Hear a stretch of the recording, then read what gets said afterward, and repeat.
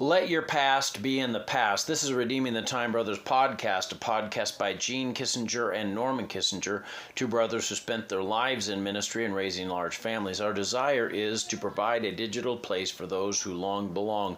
And as always, we want to leave a nightlight on. For that nightlight is out of 1 Samuel 16 and verse 1. How long wilt thou mourn after Saul, seeing I have rejected him from reigning over Israel? Fill thine horn with oil, and go, and I will send thee to Jesse the Bethlehemite, for I have provided me a king among his sons. This is, of course, Samuel learning a powerful lesson about not letting the past control his future. This story has always grabbed me by the collar and given me a good shake. It's about a prophet named Samuel who was sitting around having a pity party.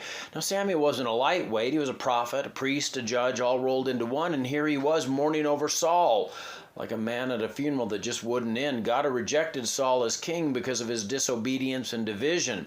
And Samuel just couldn't seem to get past it. He was like he was stuck like a duck on a frozen pond going nowhere fast. And that's when the Lord spoke up with some words that ought to make all of us sit up and take notice. How long wilt thou mourn for Saul, seeing I have rejected him from reigning over Israel? Fill thine horn with oil and go.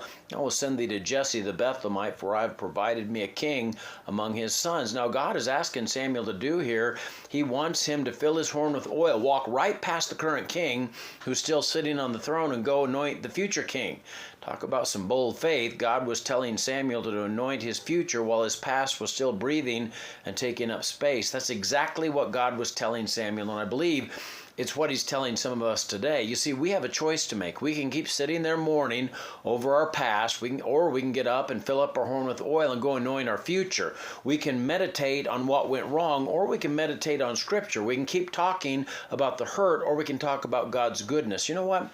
You're not going to overcome your past by remaining in your past. Sometimes you have to make apologies.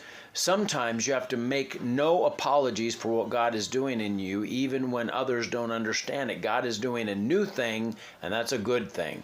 So here's my challenge for you today.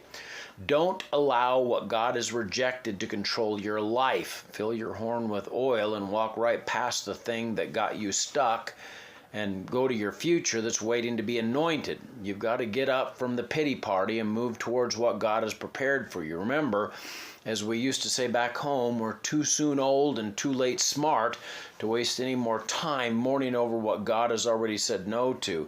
He's got something better, but you've got to be willing to leave the past where it belongs and step into the new thing. May God bless you as you learn to anoint your future instead of mourning your past. God bless you.